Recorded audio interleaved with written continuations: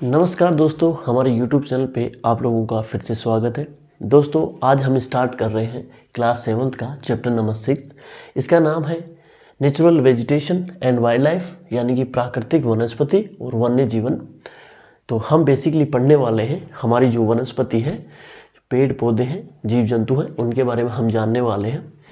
तो बेसिकली पहला क्वेश्चन तो यही है कि हमारी जो प्राकृतिक वनस्पति होती है वो होती कौन सी है। तो कहने का मीन्स यही है जो प्रकृति से जो स्वतः ही उग जाती है, यानी कि उसमें हमारी जो इंसान होते हैं उनकी कोई भूमिका नहीं रहती है। प्रकृति जो है खुद ही ग्रो कर लेती है कुछ वनस्पतियों को, तो वो प्राकृतिक जो है वेजिटेशन के अंदर आते हैं। मुख्यतः 3 प्रकार की होती है। इसके अंदर हम फॉरेस्ट यानी कि वन, इनको शामिल करते हैं, और फिर ग्रासलैंड यानी कि घास स्थल, जो घास बने हुए हैं। तीसरा है झाड़ियाँ, जैसे रेगिस्तानी एरिया में विभिन्न प्रकार की जो कटीली झाड़ियाँ हो जाती हैं वो भी उग जाती हैं। तो हम बेसिकली इनमें 3 प्रकार की जो वनस्पति है वो शामिल करते हैं। तो सबसे पहले हम फॉरेस्ट को पढ़ेंगे, यानी कि वन। तो ये वन क्या होते हैं, तो हम इस टॉपिक के अंदर प्राकृतिक वनस्पति के अंदर हम बेसिकली इन 5-6 चीज़ों के बारे में पढ़ने वाले हैं। पहली चीज़ है सदाबहार वन, वनों के अंदर ही है। दूसरा उष्णकटिबंधीय जो पर्णपाती वन होते हैं उनके बारे में। फिर शीतोष्ण सदाबहार वन कौन से होते हैं, शीतोष्ण पर्णपाती वन कौन से होते हैं, भूमध्य रेखा के ऊपर पाए जाने वाले वन कौन से होते हैं, और फिर लास्ट में हम पढ़ेंगे शंकुधारी या टेगा वनों के बारे में। इसके बाद में हम घास स्थल यानी ग्रासलैंड जो होते हैं, एक तो ट्रॉपिकल पढ़ेंगे, दूसरा जो है वो शीतोष्ण यानी कि ठंडे और उष्ण जो घास स्थल होते हैं उनके बारे में जानने की कोशिश करेंगे। इसके बाद में फिर हम झाड़ियों के बारे में बात करेंगे। ये मोस्टली रेगिस्तान जो एरिया होते हैं वहाँ पे देखने को मिलती है। तो चलिए दोस्तों, सबसे पहले हम स्टार्ट करते हैं सदाबहार वन। वनों के अंदर पहला वन जो है उष्ण कटिबंधीय सदाबहार वन। इसके बाद में दोस्तों हम पहला जो वन है उष्ण कटिबंधीय सदाबहार वन, यानी कि एवरी ग्रीन फॉरेस्ट होते हैं ये, यानी कि हमेशा हरे दार दिखाई देते हैं। बात करें इनको, दूसरा जो नाम है इनका उसको बोलते हैं वर्षावन, बिकॉज यहाँ पे सर्वाधिक बारिश देखने को मिलती है। भूमध्य रेखा के इर्द गिर्द ये पाए जाते हैं, इसी कारण इनको भूमध्य रेखीय जो वर्षावन है इनके नाम से भी इनको पुकारा जाता है। यदि हम बात करें जैसे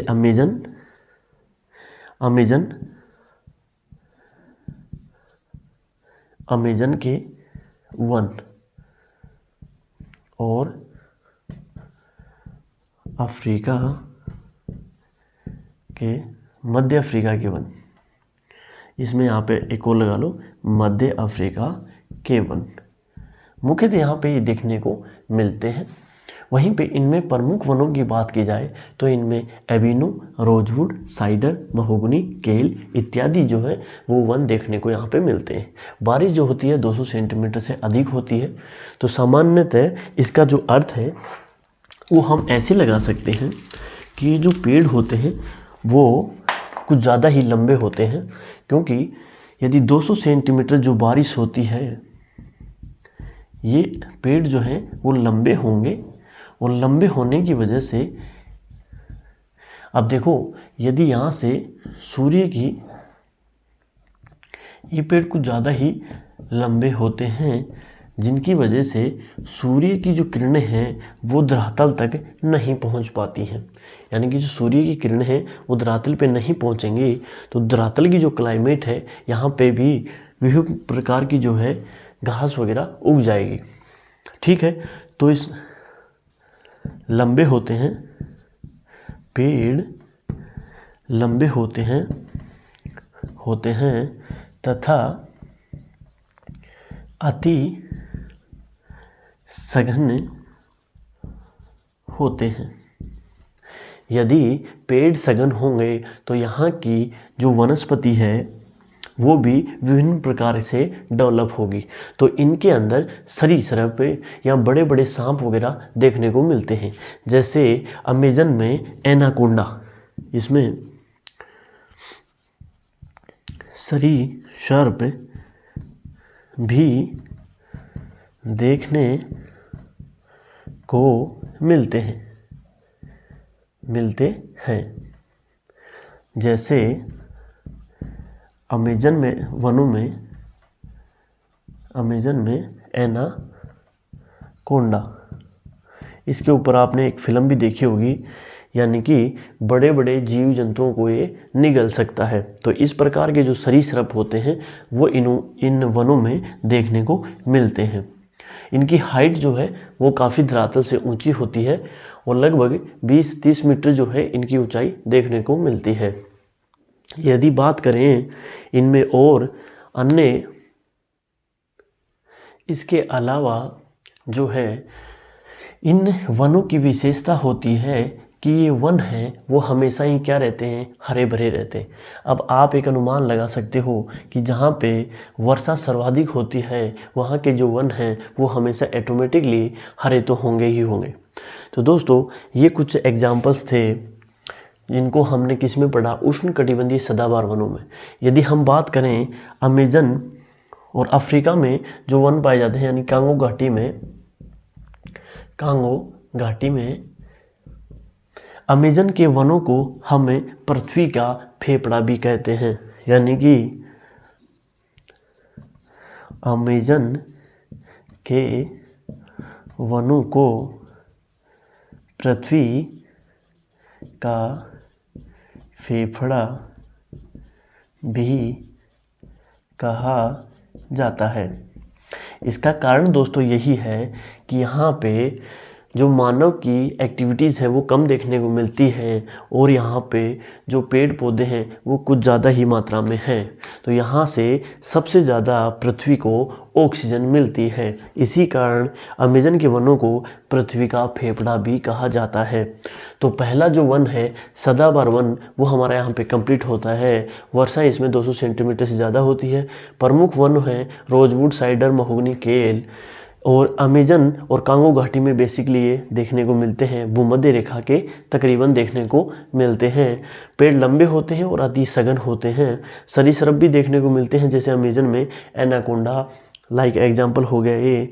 और अमेजन के वनों को पृथ्वी का फेफड़ा भी कहा जाता है क्योंकि यहाँ से जो ऑक्सीजन का प्रोडक्शन है वो वर्ल्ड में सबसे ज़्यादा देखने को मिलता है। इसके बाद में हम दूसरा वन है पर्णपाती वन।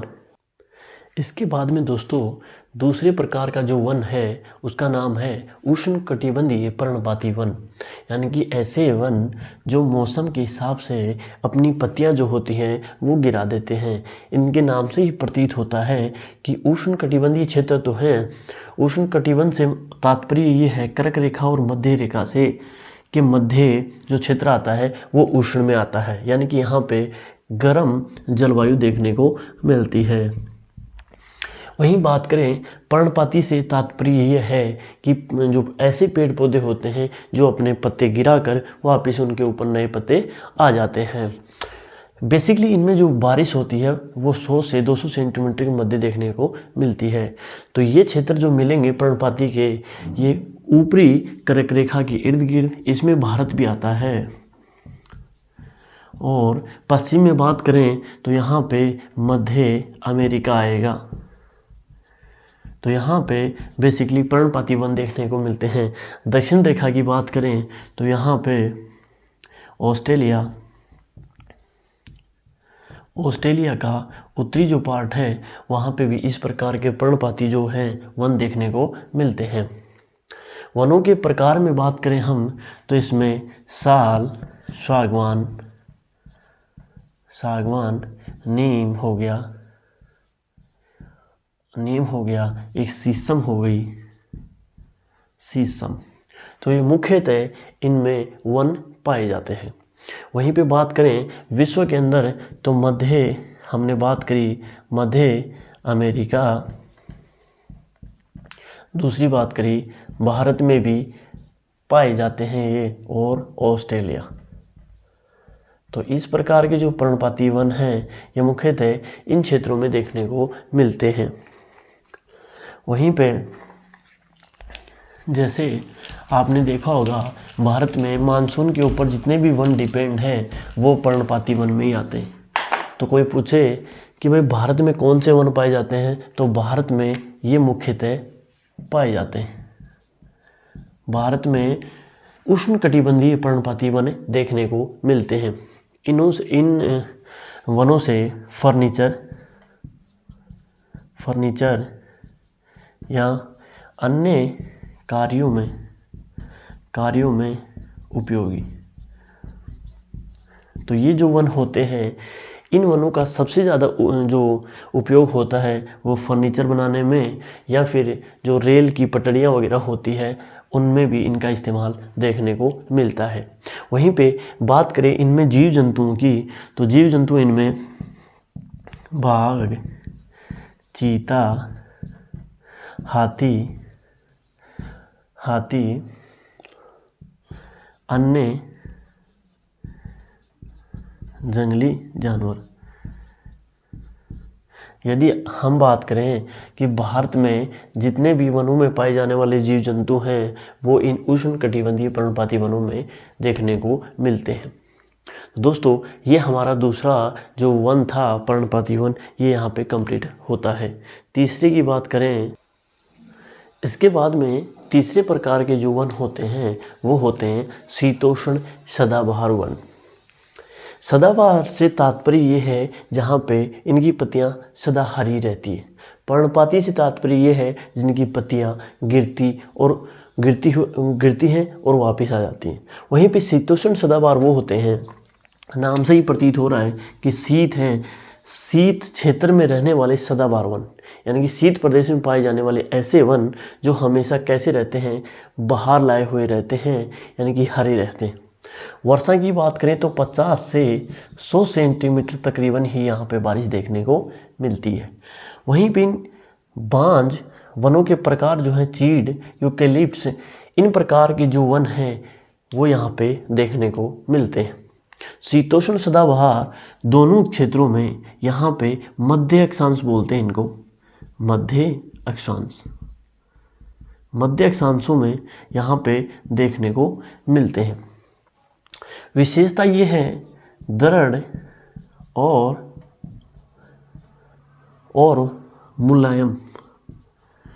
मुलायम ये होते हैं। एक तो कठोर होंगे और दूसरी चीज़ है ये मुलायम होंगे। वहीं पे इनमें जो है जीव जो हैं वो इतने इम्पोर्टेंट नहीं है, तो जीव इसमें है भी बहुत है, रेर मिलते हैं। तो बात करें क्षेत्रों की तो ये महाद्वीपों के पूर्वी क्षेत्र में देखने को मिलते हैं, कि पूर्वी क्षेत्र में देखने को मिलते हैं। ठीक है, यानी कि महाद्वीपों के पूर्वी क्षेत्र में, सपोज दैट एग्जाम्पल इनके देख लो यहाँ पे, तो पूर्वी अमेरिका, दक्षिणी चीन इस रेखा के ऊपर, और वहीं पे बात करें पूर्वी ब्राज़ील, इन क्षेत्रों में ये यहाँ पे देखने को मिलते हैं। उपयोग जो होता है वो इनका इन क्षेत्रों में विभिन्न प्रकार के जो फर्नीचर वगैरह है, यानी कि मध्य अक्षांशों में जितने भी व्यापार के काम होते हैं वो इन्हीं शीतोष्ण सदाबहार वनों से ही देखने को मिलते हैं। इसके बाद में हम बात करते हैं शीतोष्ण पर्णपाती वनों की। अब बात करते हैं दोस्तों शीतोष्ण पर्णपाती वनों की। शीतोष्ण पर्णपाती से क्या तात्पर्य है, तो शीतोष्ण यानी कि शीत प्रदेश, और पर्णपाती से जहाँ पे शीत प्रदेश में पाए जाने वाले ऐसे वन जो अपनी पत्तियाँ जो हैं वो गिराते हैं, इनको हम बोलते हैं उच्च अक्षांशों में पाए जाने वाले वन। उच्च अक्षांशों में ये जो है वन पाए जाते हैं। वर्षा की बात करें तो वर्षा यहाँ पे ज़्यादा नहीं देखने को मिलती, लेकिन यहाँ पे कई बार जो है बारिश हल्की फुल्की, ये जो बर्फ़ है हल्की फुल्की देखने को मिलती है। तो 50 सेंटीमीटर, तकरीबन 50 से 100 सेंटीमीटर यहाँ पे हम बारिश इसको मान सकते हैं। शीतोष्ण जो है उच्च अक्षांशों में देखने को, शीतोष्ण जो पर्णपाती वन है वो कहाँ पाए जाते हैं? उच्च अक्षांशों में। वनों की बात करें तो इनमें बांज, ऐस, बीच, ये कई प्रकार के जो हैं वन यहाँ पे देखने को मिलते हैं। वहीं बात करें क्षेत्र की तो ये उत्तरी अक्षांश के क्षेत्रों में पाए जाते हैं। उच्च अक्षांशों में जैसे उत्तरी अमेरिका, चीन, यूरोप, रूस, न्यूजीलैंड इत्यादि क्षेत्रों में ये वन पाए जाते हैं। विशेषताओं की बात करें तो इनमें भेड़िया,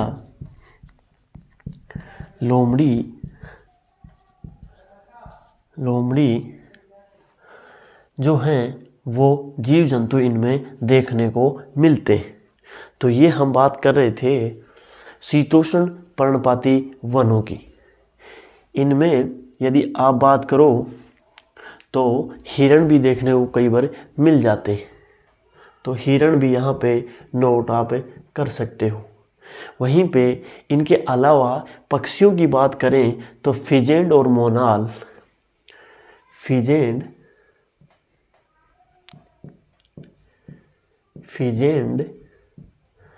मोनाल ये यहाँ पे पक्षी पाए जाते हैं। तो विशेषताओं के अंदर हमें भेड़िया, लोमड़ी, हिरण ये 3 प्रकार के जंतु, इसके अलावा फिजेंट और मोनाल जो हैं वो यहाँ पे पक्षी पाए जाते हैं। पत्तियाँ जो होती हैं इन वनों की वो शुष्क होती हैं। वहीं पे चिल्ली, इसमें एक देश और है जहाँ पे दक्षिण में ही पड़ती है यहाँ पे चिल्ली, तो चिल्ली भी आप ऐड कर सकते हो। इन क्षेत्रों में मुख्यतः देखने को मिलते हैं। तो यहाँ पे शीतोष्ण पर्णपाती वन है, ये भी हमारा यहाँ पे कंप्लीट होता है। इसके बाद में दोस्तों हम बात करते हैं भूमध्य सागरीय वनों की। भूमध्य सागरीय वन कौन से होते हैं? तो दोस्तों भूमध्य सागर, यहाँ पे एक सागर है भूमध्य, यहाँ पे इस सागर के नाम पे ही यहाँ पे पनपने वाले जो वन है उनका नामकरण किया गया है। तो इस क्षेत्र में ही पाए जाने वाले और इससे मिलते जुलते क्षेत्र में पाए जाने वाले जो वन हैं उन्हीं को हम बोलते हैं भूमध्य सागरीय वन। यहाँ पे जो बारिश है वो बारिश इतनी नहीं होती, लेकिन यहाँ पे पाए जाने वाले जो वन हैं उनकी कुछ विशेषताएं होती हैं। वो गर्मी में खुद को गर्म बना लेते हैं और सर्दी में शीत के अकॉर्डिंग ढल जाते हैं। इस प्रकार के जो वन हैं वो भूमध्य सागरीय वनों की कुछ विशेषताएं होती हैं। वनों में इनमें सिट्रस, संतरा, नींबू, अंजीर, जैतून, सिट्रस फल यानी कि खट्टे फल मिलते हैं यहाँ पे, ठीक है, जिनमें रस होता है। इनमें रसदार व खट्टे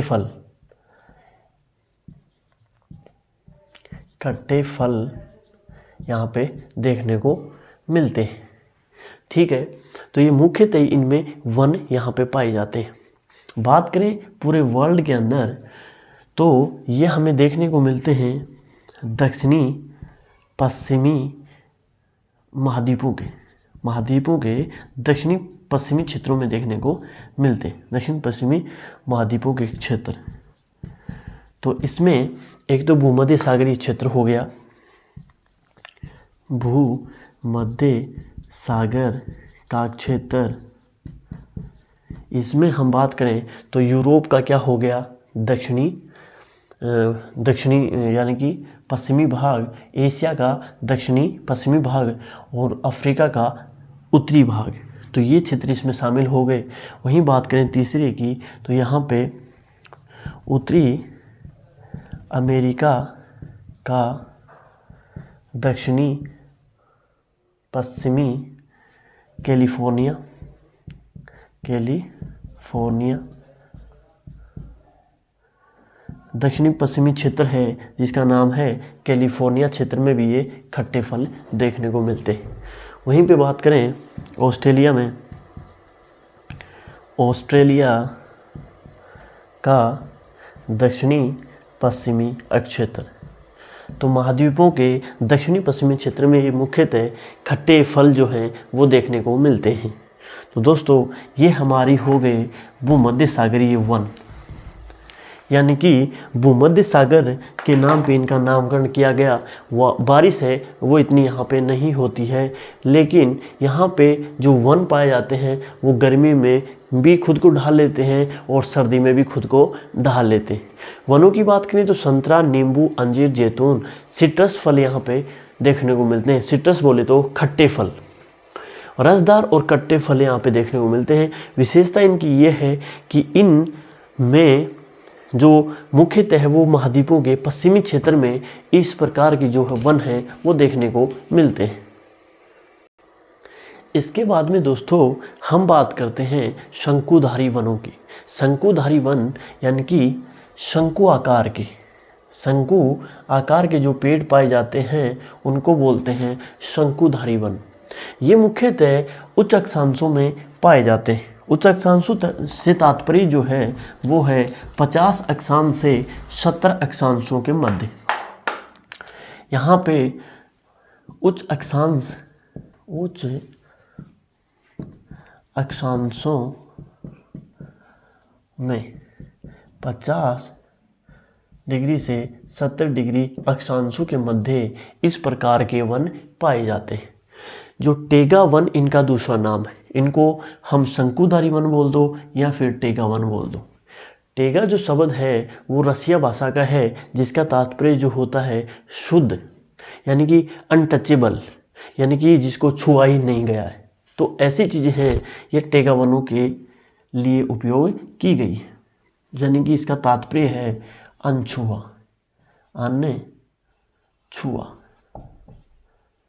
अनछुआ, यानी कि एकदम शुद्ध प्रकार के वन जो हैं वो टेगा वनों को माना जाता है। वहीं पे बात करें तो उच्च अक्षांशों में ये पाए जाते हैं वन। इनमें आते हैं चीड़ और देवदार, ठीक है। वहीं पे ये हमेशा क्या रहते हैं, सदाहरित, यानी कि सदाबहार वन इनको बोला जाता है। विशेषताओं में हम लिखें सदाबहार, ऊंचे तथा विशेषताओं में और इनका उपयोग माचिस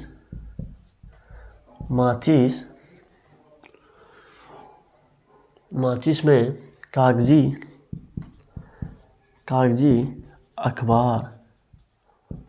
अखबार इत्यादि में किया जाता है। वहीं पे बात करें हम इसकी क्षेत्र की, तो क्षेत्र हमने दोस्तों बात करें यानी कि यूरोप का उत्तरी क्षेत्र और दक्षिण में भी दोस्तों ये ध्रुवों से जस्ट थोड़े से जो नीचे भाग आते हैं वो सारे शंकुधारी वनों में आते हैं। शंकुधारी जो वन होते हैं इनके अंदर हमें मिंक, इसके अंदर लोमड़ी, मिंक और ध्रुवी जिसको भालू बोलते हैं वो भी यहाँ पे देखने को मिलते हैं। यानी कि यहाँ पे जो भालू पाए जाते हैं जो एकदम सफ़ेद कलर के होते हैं वो भी यहाँ पे देखने को मिलते हैं। एक इनकी जो विशेषता होती है ये थोड़े मुलायम होते हैं। विशेषताओं के अंदर इनका उपयोग माचिस और कागजी अखबार में किया जाता है। मुलायम होते हैं, एक ये मुलायम होते हैं और दृढ़ होते हैं, यानी कि थोड़े से कठोर भी ये देखने को मिलते हैं। कौन से वन? शंकुधारी वन। तो यहाँ पे यदि बात करें भारत में, तो भारत में भी हिमालय क्षेत्र में देखने को मिलते हैं। हिमालय क्षेत्र में देखने को मिलते हैं।